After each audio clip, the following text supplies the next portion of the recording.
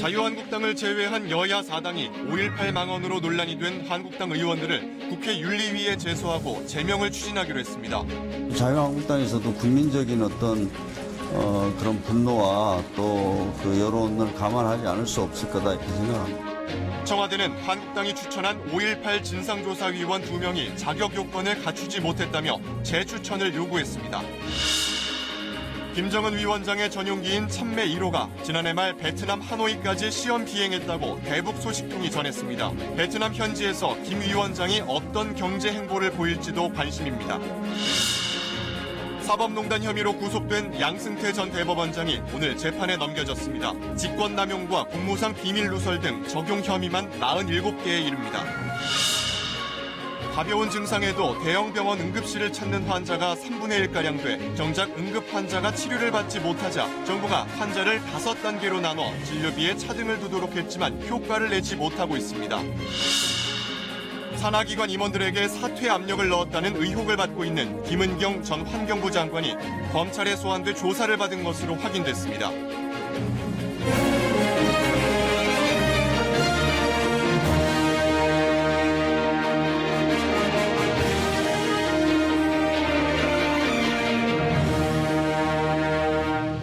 아홉시 뉴스 시작하겠습니다.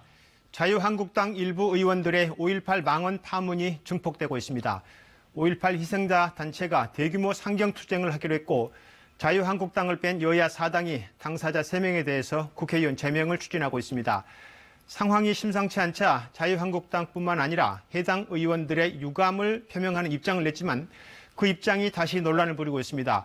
왜 지금 시점에서 5.18 모독 발언이 나왔는지 여러 정치적 해석도 있습니다. 먼저 의원직 제명 추진 소식은 조태흠 기자가 전해드립니다.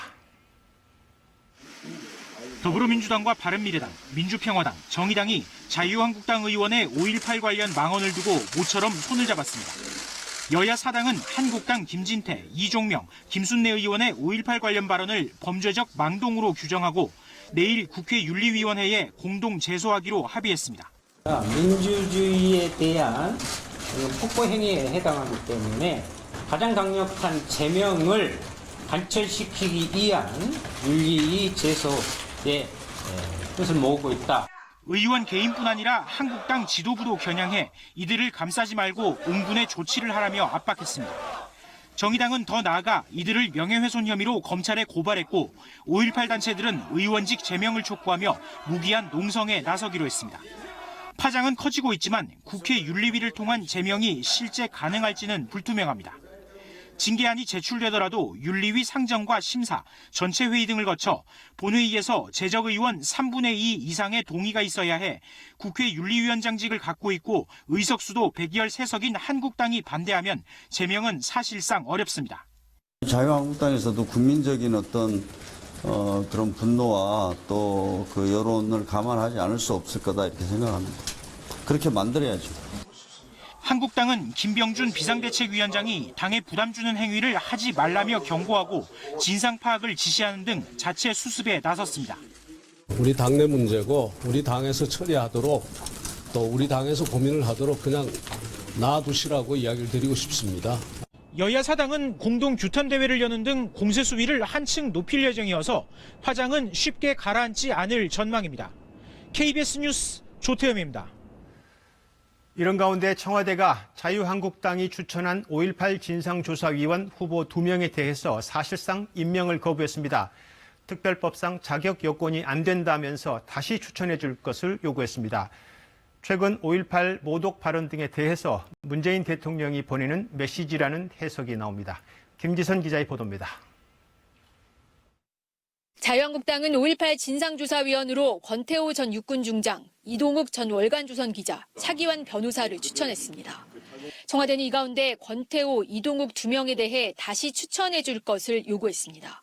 법에 규정되어 있는 자격 요건을 충족하지 못하였기에 후보 재추천을 요청한 것입니다.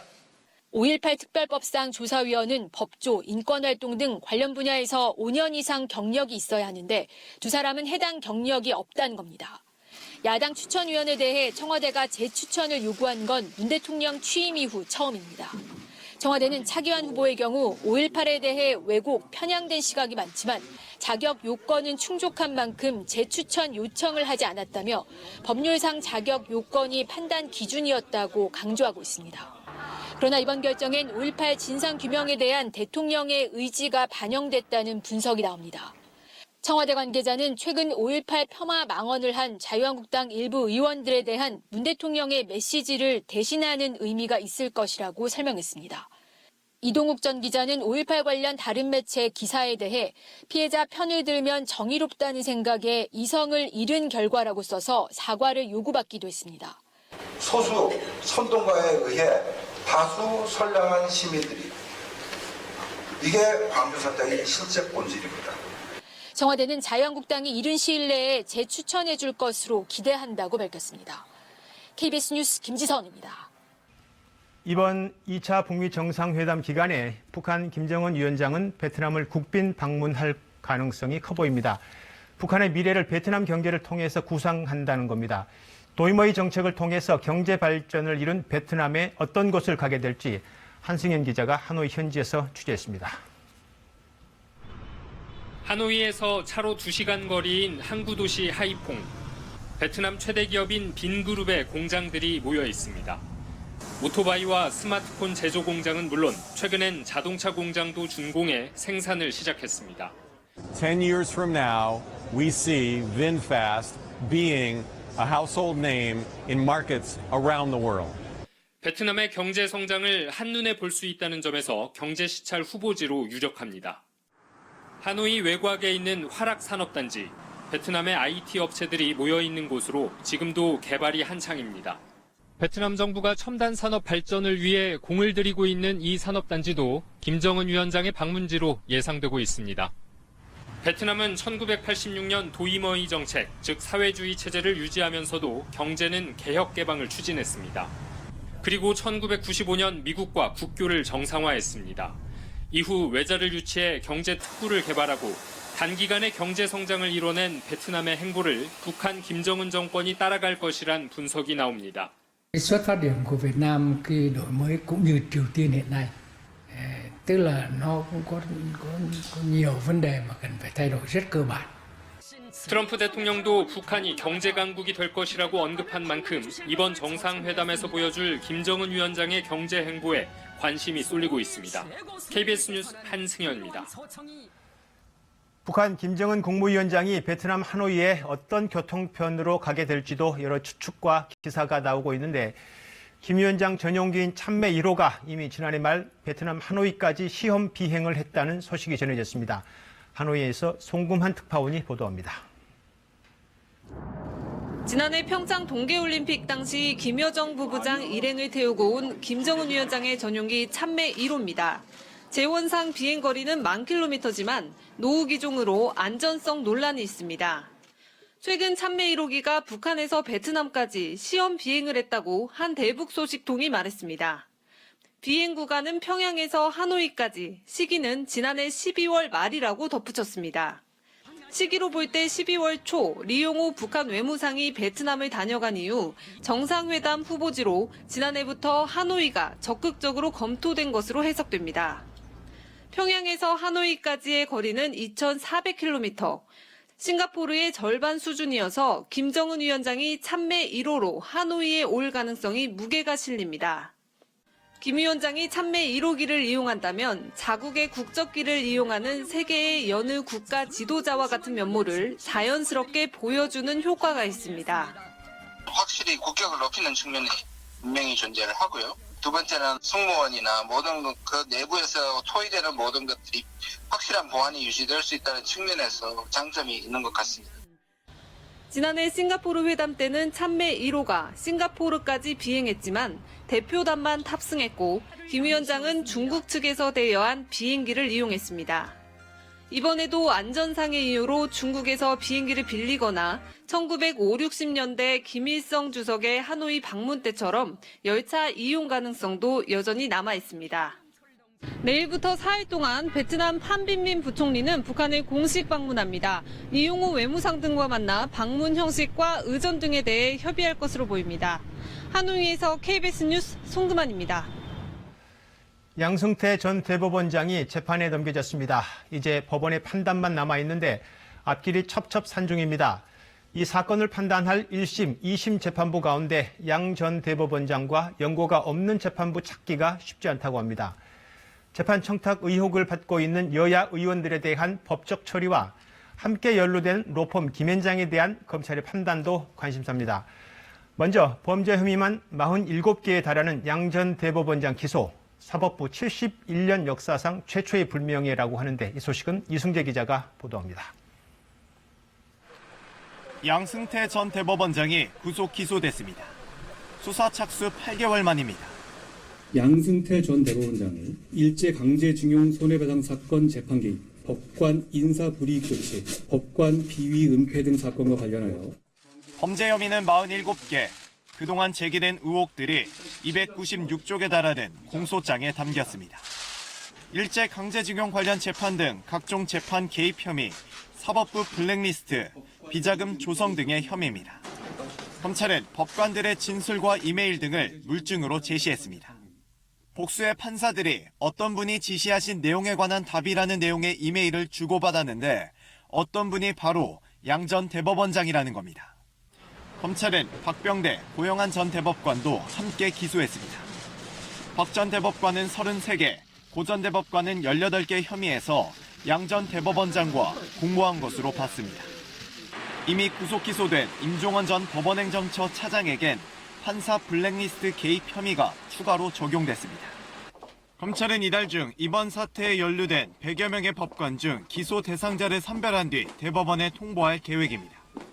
박근혜 전 대통령과 서영교 더불어민주당 의원 등 재판 청탁 의혹을 받는 법원 외부 인사들에 대한 형사 처벌 여부도 곧 결정합니다. KBS 뉴스 이승재입니다. 앞서 언급한 대로 이번 양 전 대법원장에 대한 재판은 재판의 공정성이 앞서서 재판부의 공정성을 더 따질 수밖에 없는 상황입니다. 전직 대법원장과 얽히고 설킨 재판부를 피해야 하는데 1심도 어렵지만 2심 재판부 배정은 더 어렵다고 합니다. 이르면 내일 1심 재판부가 결정됩니다. 계속해서 김유대 기자가 취재했습니다. 절대 다수의 법관들은 국민 여러분에게 헌신하는 마음으로 후배 판사를 믿어달라던 양 전 대법원장, 이제 후배 판사의 법대 앞에 서게 됐습니다. 재판부는 어떻게 결정될까? 원칙은 전산 무작위 배당이지만 양 전 대법원장 사건은 중요 사건으로 분류돼 관련 재판장들의 협의로 배당합니다. 이르면 내일 결정되는데 공정성 시비가 일 수 있는 특정 재판부는 제외될 것으로 보입니다. 양 전 대법원장이 기소된 서울중앙지법에 현재 형사 합의부는 모두 16곳, 이 중 7곳은 이달 말 법원 정기 인사로 재판장이 교체돼 배당에서 제외됩니다. 남은 9곳 중 2곳은 사법농단 사건 연루 의혹을 받는 김연학, 이영훈 부장판사가 재판장으로 있습니다. 반대로 판사 블랙리스트 피해자인 정계선 부장판사가 있는 재판부에도 이 사건이 가지 않을 것으로 보입니다. 또 현재 임종원 전 법원행정처 차장 사건을 맡은 재판부는 업무량이 과도한 점도 부담입니다. 현실적으로 양 전 대법원장 사건 배당이 가능한 재판부는 5곳 뿐입니다. 이 중 사법농단 재판에 대비해 새로 구성된 34부와 35부 중 한 곳에 배당될 가능성이 높다는 관측입니다.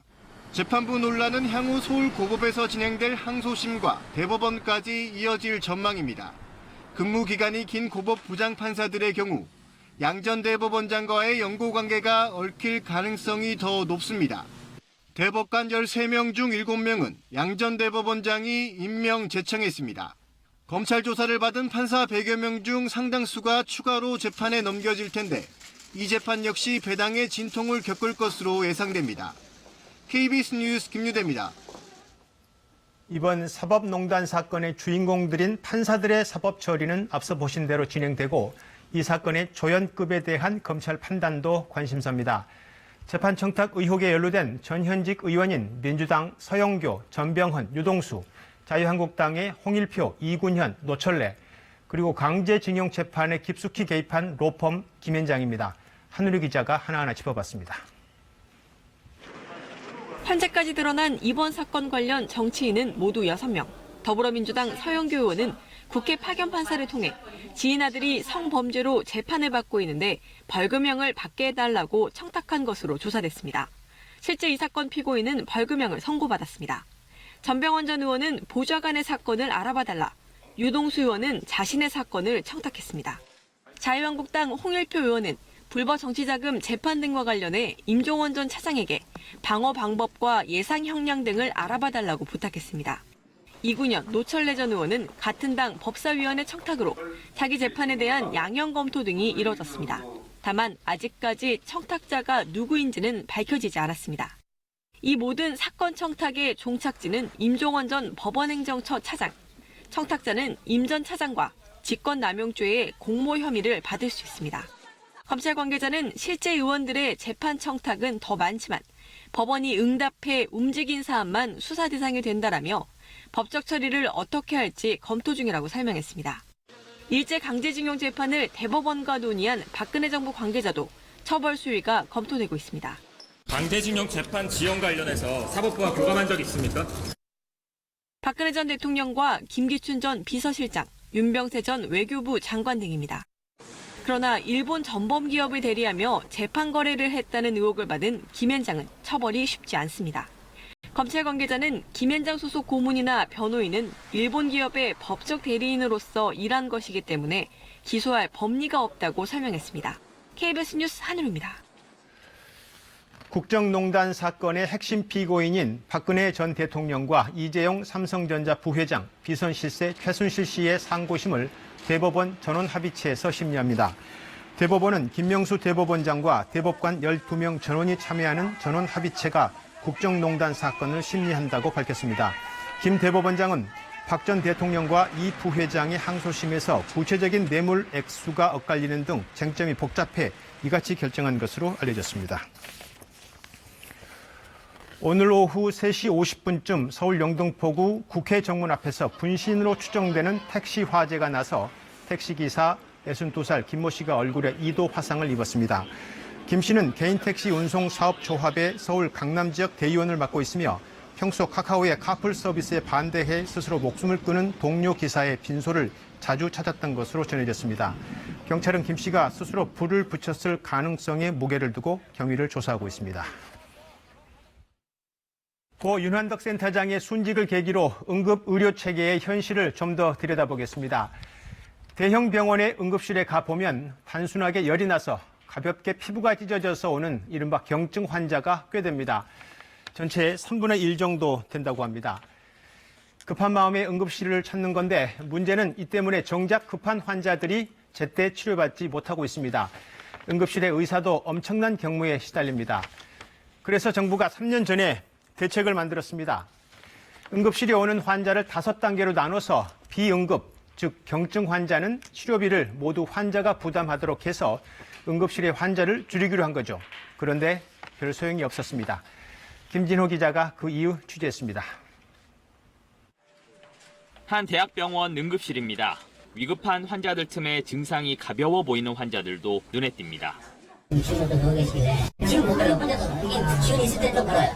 지난달 이 응급실을 찾은 환자의 절반가량이 준응급, 비응급에 해당하는 비교적 경증이었습니다.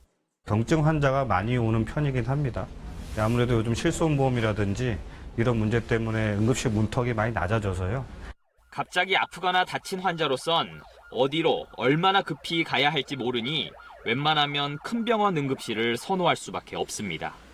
예전엔 1339 전화로 의료인과 상담해가며 도움을 받을 수 있었지만 119에 통합된 뒤부터는 그나마도 불가능합니다.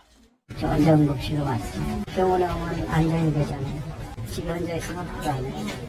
응급실이 더 붐비는 건 이른바 6시간 룰도 한 몫을 합니다. 응급실에서 6시간 이상 머물면 외래가 아닌 입원으로 분류해 진료비 부담을 줄여줍니다. 상태가 나아져도 응급실에서 나가지 않고 버티게 만드는 이유입니다. 의료인들은 애초 119 등이 환자를 옮길 때 긴급한 상황에서도 판단을 해야 한다고 지적합니다. 무조건 가깝거나 큰 병원의 응급실로만 이송하지 말고 환자 상태에 따라 구분해야 위급한 환자들을 제때 제대로 처치할 수 있다는 겁니다. 가까운 병원으로 빨리 데리고 가는 게 임무가 아니잖아요. 전원시키면 한 번 전원할 때 평균 3시간이 소요되는데 그러면 이미 골든타임을 놓치는 거거든요. 한 해 10,000명 넘는 환자들이 구급차로 실려왔다가 응급실이 붐벼 접수도 못하고 다른 병원으로 옮기고 있습니다. KBS 뉴스 김진호입니다. 환경부 블랙리스트 의혹 등과 관련해 검찰이 김은경 전 환경부 장관을 소환 조사했습니다. 김 전 장관은 산하기관 임원들의 사퇴 동향을 파악한 사실은 인정했지만 부당한 압력은 없었다며 직권남용 혐의는 부인했습니다. 김인혁 기자의 단독 보도입니다. 김은경 전 환경부 장관이 검찰에 출석해 조사를 받았습니다. 설 연휴 직전인 지난달 말 비공개 소환된 겁니다. 자유한국당이 직권남용 혐의로 고발한 지 한 달 만입니다. 김 전 장관은 환경부가 전 정권에서 임명한 산하기관 임원들에게 사퇴 압력을 넣었다는 의혹의 중심에 선 인물입니다. 지난해 국회에선 이 같은 의혹을 사실상 시인하는 듯한 발언을 해 파장이 일기도 했습니다. 사표를 내시도록 한 것 같은데요. 그분의 임기는 아직 안 지나시고. 청와대하고 상의해서 하셨습니까? 장관님 판단입니까? 환경관리공단의 임명 권한은 사실 제게 없습니다. 검찰은 김 전 장관을 상대로 산하기관 임원 24명의 명단을 추려 직접 사표 제출을 종용했는지 집중 조사했습니다. 김 전 장관은 사퇴 동향 등을 파악한 건 인정하면서도 부당한 압력을 행사하지 않았다며 혐의를 부인한 것으로 전해졌습니다. 검찰은 관련자들의 진술이 미묘하게 엇갈려 김 전 장관을 한 차례 더 소환 조사할 방침입니다. 김태우 전 수사관이 폭로한 표적 감찰 의혹도 이때 조사할 것으로 보입니다. 김은경 환경부 장관이 흑산도 공항 건설을 반대하니 즉시 사표를 받아야 한단다. 검찰은 함께 고발된 이인걸 전 청와대 특감반장도 조만간 소환 조사하기로 했습니다. KBS 뉴스 김민혁입니다.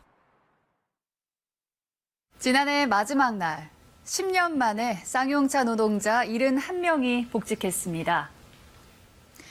그런데 기쁨도 잠시 지난달 복직자 중 3명의 월급이 반토막 났는데요. 가압류 때문이었습니다. 10년 전 파업때 정부가 건 소송에 따른 겁니다.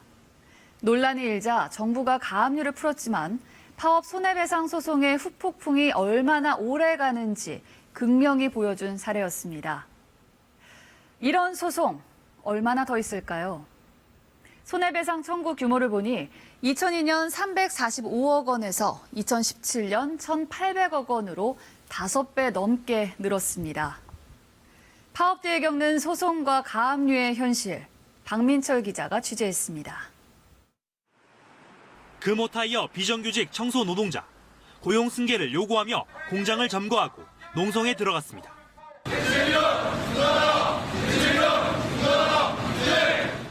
한 달 뒤 사측은 노조 측을 상대로 5억 원의 손해배상 청구 소송을 냈습니다. 손해배상 청구액을 감당할 수가 없습니다. 저희 비정규직 노동자 임금으로서는요. 반도체 업체 KC 노조도 2010년 단체 교섭을 요구하며 고강도 파업에 나섰습니다. 파업 직후 회사는 손해배상 소송을 냈고 법원은 30억 원을 배상하라고 결정했습니다. 결국 노조원 58명의 월급이 2년 넘게 압류되고 있습니다.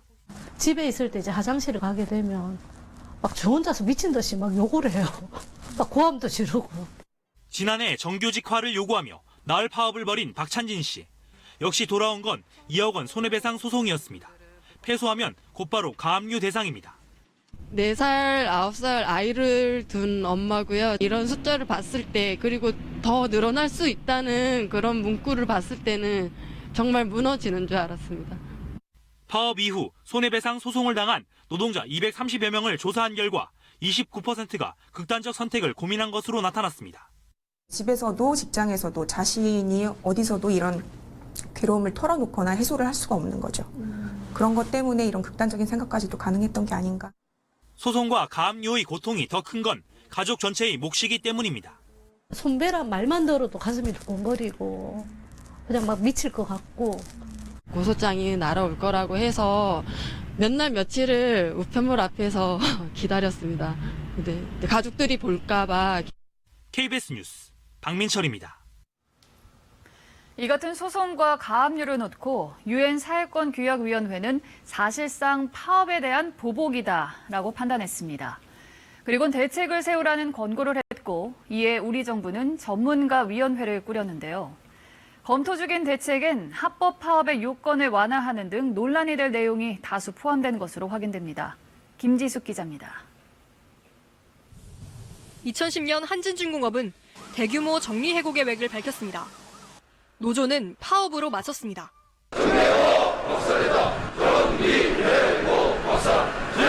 법원은 불법 파업이라며 노조가 회사에 59억 원을 배상하라고 판결했습니다. 근거는 2002년 확립된 대법원 판례였습니다. 합법 파업은 임금이나 휴가 같은 근로조건 개선에 관한 것이어야 한다. 정리해고나 구조조정은 근로조건이 아닌 경영상 판단이어서 구조조정 반대 파업은 불법이란 겁니다. 정부가 꾸린 노사관계 법제도 개선 전문가 연구위원회가 1년여 논의 끝에 이 기준을 변경하자는 잠정안을 냈습니다. 핵심은 정리해고나 구조조정 반대 파업도 합법 파업으로 인정하자는 겁니다. 보통 고강도 파업의 불씨는 정리해고 문제. 이를 합법으로 인정하면 파업 관련 소송이 크게 줄 것이란 판단입니다. 소송 대상도 지금보다 좁아집니다. 불법 파업으로 회사가 손해를 봤더라도 노동조합이 아닌 노조원 개인에 대한 소송은 금지하기로 했습니다. 노조와 조직 대 조직으로 싸우는 거는 좋다고 봐요. 그러나 그게 조직의 한 구성원을 향하여 그걸 표적해가지고 소위 공격을 해야 되는 것은 저는 그것은 부당하다고 보고 그거를 제도로 막아줄 필요가 있다고 봅니다. 경영계는 파업 목적의 범위를 넓혀주면 파업이 지금보다 더 많아질 것이라고 강하게 반대해와 논란이 예상됩니다.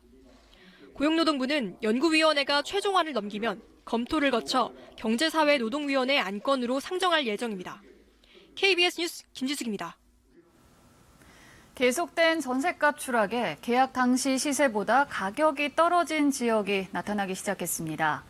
세입자들이 마련해야 하는 전세금 부담은 줄었지만 한편으론 보증금을 제때 돌려받지 못하는 역전세난 우려도 커지는 상황입니다. 신선민 기자가 보도합니다. 서울 송파구의 한 아파트. 이 세입자는 전세 계약 기간이 1년 남았지만 최근 반전세로 전환해 집주인에게서 보증금 일부를 받았습니다. 전세값이 점점 떨어져 나중에 보증금을 떼일까 하는 우려가 컸습니다. 5억 원짜리 상황이었는데 지금은 5억 원대를 받아야 할 거예요. 그런 경우도 있어요. 지금 아는 사람들은. 근처의 다른 아파트도 전세값이 2년 전보다 2천만 원 가량 떨어졌습니다. 이동을 해볼까 하는데 뭐 대출도 못 받고 전세금도 이 주변이 너무 떨어져가지고 그래갖고. 전국 17개 광역시도 중 2년 전보다 전세값이 떨어진 곳은 11곳입니다. 서울 강남권 역시 새 아파트 물량이 쏟아지면서 하락세입니다. 이렇다 보니 집주인이 세입자에게 전세금을 돌려줘야 하는 이른바 역전세 현상이 확산되고 있습니다. 2달 전에는 거기에 대한 최근에 지금이 싸게 되는 8억이 금액이 낮은 거는 이분이 내주시는 경우도 있습니다. 세입자 입장에선 부담이 준다지만 전세금을 못 받을까 하는 우려가 커지는 건 문제입니다. 최근 1년 새 집주인 대신 보증회사가 보증금을 지급한 액수는 4배 이상 늘었습니다. 전세값 하락에 대한 부담이 내년도 이어질 수 있어서 내년 만기가 오는 분들이 미리미리 준비를 해야 될 것 같아요. 내년을 위해서 준비하는 사람들이 올해 들어야 되는 거거든요. 금융당국은 전세값 하락이 전세 대출 부실로 번질 가능성에 대비해 역전세난 현황 파악에 나설 계획입니다. KBS 뉴스 신선민입니다. 기업들이 신제품이나 서비스를 내놓을 때 걸림돌이 되는 규제들을 일정 기간 없애주는 걸 규제 샌드박스라고 합니다. 어린이들이 안전한 모래밭에서 실컷 놀 수 있듯이 기업들에도 이런 환경을 만들어주자는 건데요. 정부가 오늘 규제 샌드박스를 적용할 첫 사업들로 도심 수소차 충전소 등 4가지를 선정했습니다. 첫 단추는 끼운 셈인데 규제 푼다고 무조건 성공하는 건 아니겠죠. 황정호 기자가 과제 짚어봤습니다. 도심 한복판에 설치된 파리의 수소차 충전소. 정부가 승인한 첫 규제 샌드박스 대상 사업은 바로 이 도심 수소차 충전소입니다. 현행 규제대로라면 수소차 충전소는 도심 내 설치가 어려웠지만 이번 승인에 따라 이런 상업지구인 국회에도 설치가 가능해졌습니다. 충전소는 서울 한복판인 국회와 강남구 일원동 등 모두 4곳에 들어서게 됩니다. 이와 함께 디지털 버스 광고와 유전체 분석 건강 서비스 사업 등도 규제 빗장이 풀렸습니다. 우리 기업이 책상 속 혁신을 꺼내어서 혁신적인 제품과 신기술이 시장 출시를 하는데 규제가 걸림돌이 되지 않도록 혁신의 실험장을 만들겠습니다. 규제 혁신의 첫 발은 뗐다지만 넘어야 할 산은 많습니다. 당장 서울 개동에 짓는 수소차 충전소는 문화재위원회 심의를 거쳐야 하고 버스 디지털 광고 허용은 LED 광고 패널을 붙여도 교통안전에 문제가 없는지 따져봐야 합니다. 또 유전체 분석 사업의 경우에는 검사 결과의 보안이나 안전성 문제가 최대 관건입니다. 규제 샌드박스 제도 운영을 과기부와 산업부 등이 제각각 하는 것도 효율적이지 못하다는 지적입니다. 통합 상담 창구 같은 걸 좀 만들어서 되는 길을 알려주는 그런 어떤 그 부분에 대해서 한번 신경을 써보면 좋겠다. 대기업과 중소기업이 함께 신청할 경우 중소기업이 밀릴 가능성이 큰 것도 보완해야 할 점입니다. KBS 뉴스 황정호입니다. 뉴스 주민 시간입니다. 정윤섭 기자가 나와 있습니다. 네, 정 기자, 오늘은 어떤 분야 소식인가요? 네, 오늘도 역시 정치 분야 얘기를 할 수밖에 없고요. 또 한국당 얘기입니다. 워낙에 네. 현안이 살아있다 보니까요. 시작해 볼게요. 뒤에 화면 보시면 오늘 자유한국당이 국회에 붙인 공고문이고요. 전당대회 관련한 일정은 2월 27일 변함없이 진행을 한다. 그리고 후보 등록 신청 기간을 내일 12일로 잡은 내용이고요. 27일 전날 북미 정상회담 그냥 돌파하겠다 이런 거 상관없이 가겠다는 거죠. 예. 오늘 자유한국당 선관위 회의가 열려서 다시 이 부분을 거듭 확인을 했고요. 박관용 선관위원장이 오늘 아침 라디오 인터뷰를 했는데 일단 좀 들어볼 필요가 있어서 준비를 해봤습니다. 직접 들어보시죠. 몇 사람이 난동 부린다 그래서 전당대 그만두는 정당 우리는 지지 못합니다. 나는 기본적으로는 내 생각이 나는 명확하고요. 그러니까 보이콧은 몇 사람의 난동이다. 그러니까 전당대회 일정 변경은 처음부터 없었다고 봐야겠죠. 그럼 진행을 보이콧 하겠다고 한 의원들은 지금 반응이 어떻습니까? 그러니까 역시 홍준표 전 대표가 가장 먼저 움직였는데요. 보시면 끝까지 함께하지 못해 유감이다. 이런 입장문을 내면서 당권 도전에 나서지 않겠다. 불출마를 선언했고요. 예. 홍 전 대표를 제외하면 오세훈 전 서울시장, 안상수 의원, 심재철, 주호영, 정우택 의원 이렇게 5명이 남는데 예. 지금까지는 보이콧 의사를 여전히 유지하고 있는 상황이고요. 그러면 2명만 남잖아요. 황교안 전 총리하고 김진태 의원 2명이 예. 남게 되는 거죠. 그럼 황 전 총리 같은 경우에는 오늘 홍 전 대표 불출마 소식이 전해지니까 안타깝다 이렇게 짧게 소회를 밝혔고요. 예. 김진태 의원은 이미 밖에 나가서 징징거리지 말고 빨리 들어와라 이렇게 비난을 하고 있었기 때문에 지금 상황에서는 두 사람이 2파전이라고 해도 과언은 아닙니다. 징징거리지 말라 이 표현이 조금 세네요. 그러면 한국당 전당대회 이른바 흥행은 어떻게 됩니까? 그러니까 결국엔 흥행의 문제 아닙니까? 정말 전당대회 당일까지 경쟁 주자들이 계속 경쟁하면서 이슈를 만들어내고 그런데 지금 상황에서 저렇게 2파전으로 가게 되면 김진태 의원이 황 전 총리에게 내세우고 있는 거는 탄핵 때 뭐 했냐 이거 아닙니까? 예. 그렇다면 핵심 쟁점은 탄핵 때 상황이 될 수밖에 없고 오죽하면 오늘 민주당이 도로 박근혜당 정립대회가 됐다 이런 비판까지 나오게 됐거든요. 그래서 지금 상황에서는 5.18 망언 문제까지 겹치면서 전당대회 흥행은 고사하고 무산되면 어쩌나 이런 걱정을 하게 된 상황까지. 예. 근데 그러면 지금 보이콧 하겠다고 한 5명 정말 안 나옵니까? 그러니까 이거 2파전 가게 되는 건가요? 또 지켜봐야 됩니다. 내일 일단 홍 전 대표를 제외한 5명이 회동을 갖고 최종 입장을 밝히겠다 이런 상황이고요. 그리고 기자들에게는 공식적으로 고심 중이다 이렇게 표현을 하고 있습니다. 근데 그도 그럴 것이 뭐냐면 그러니까 파국을 당을 위해서는 전당대회에 참여해서 파국을 막을 것이냐 아니면 어차피 황 전 총리가 대세라면 큰 차이로 떨어질 거 지금 명분이 있을 때 그만두는 게 낫지 않겠느냐. 이런 고민이 좀 뒤섞인 상황이고요. 어쨌든 한국당 비대위 차원에서 계속 설득을 하겠다고 있는 입장이니까 좀 지켜봐야겠죠. 계산이 복잡하겠군요. 네. 오늘은 오늘이고 내일은 내일이니까요. 예. 뉴스 주민 정윤석 기자였습니다.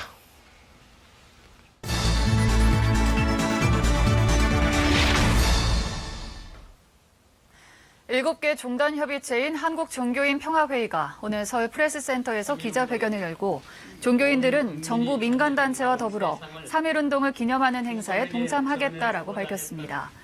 이들은 3월 1일 정오에 맞춰 서울 광화문 광장을 비롯한 전국의 종교시설에서 3분간 타종 행사를 열어 3.1운동으로 희생된 선열들을 기리고 한반도와 세계 평화의 염원을 담을 것이라고 전했습니다. 한 여성이 분양받은 강아지가 배설물을 먹는 증상을 보인다며 환불을 요구했는데요. 이를 거절당하자 강아지를 던져버렸습니다. 이 충격으로 강아지가 죽으면서 동물학대 논란이 일고 있습니다. 당시 상황 보시죠. 조현주 기자입니다. 한 여성이 애견 가게에서 대표와 말다툼을 벌입니다. 좀처럼 분이 풀리지 않는 듯 이동 가방 안에 있던 강아지를 꺼내더니 대표를 향해 그대로 던집니다. 강아지는 대표 몸에 맞은 뒤 바닥에 떨어졌고 충격으로 뇌출혈을 일으켜 다음날 새벽 죽었습니다. 사장님 어깨 쪽에 맞고 떨어졌어요. 폭 소리가 나고 낑낑거리고. 이 강아지는 여성이 당일 오전에 50만 원을 내고 분양받은 생후 3개월 된 몰티즈였습니다. 배설물을 먹는 식분증 증상을 보인다며 환불을 요구하다 거절당하자 분양받은 지 7시간여 만에 이 같은 일을 저지른 겁니다. 환불이라는 조건은 안 돼요. 얘가 이제 일시적으로 변을 먹을 수도 있기 때문에 저희가 좀 지켜보자. 질병을 앓는 경우 애견업체에 맡겨 한 달 동안 치료하도록 하고 치료가 되지 않거나 폐사하면 교환이나 환불이 가능합니다. 하지만 식분증은 질병으로 보기 어렵다는 게 전문가의 견해입니다. 정상적인 애들도 먹을 수가 있다고 보여지거든요. 그래서 이게 교환 환불의 대상이 된다고 단정적으로 말씀드리기는 좀 어려울 것 같습니다. 사회관계망 서비스를 통해 동물학대 논란이 확산되고 있는 가운데 경찰이 동물보호법 위반 여부에 대한 수사에 나섰습니다. KBS 뉴스 조윤주입니다. 청와대가 2차 북미 정상회담 전 증폭 개각 가능성에 대해 특별한 변수가 없는 한 이번 달에 개각이 없는 것으로 알고 있다라고 밝혔습니다. 청와대 관계자는 또 어제 모 언론사가 이낙연 국무총리를 개각 대상으로 언급했는데 그럴 가능성은 0%라고 덧붙였습니다. 음주운전을 하다 적발돼 면허정지 처분을 받은 배우 안재욱 씨가 모든 공연 일정에서 하차하겠다라고 밝혔습니다. 안 씨의 소속사는 불미스러운 일에 대한 참회와 자숙의 의미로 광화문 연가의 대전, 포항, 이천 공연과 뮤지컬 영웅의 모든 공연 일정에서 하차하기로 결정했다고 밝혔습니다. 지난 9일 밤 중국 구이저우성 스촨 지역과 인근 지역 고속도로에서 각각 차량 수십 대가 부딪히는 사고가 나 2명이 숨지고 50여 명이 다쳤다고 중국 CCTV 등이 보도했습니다. 현지 매체들은 비가 온 뒤 기온이 급격히 떨어지면서 노면이 얼어붙어 사고가 났다고 전했습니다. 세월호 참사로 희생된 안산 단원고 학생 250명의 명예 졸업식이 내일 열립니다. 단원고 측은 그동안 미수습 학생들의 문제가 완전히 해결될 때까지 명예 졸업식을 미뤄달라는 유족들의 요청이 있었다며 유족 측에서 올해 명예 졸업식을 해달라고 의견을 전달해와 행사를 진행했다라고 설명했습니다.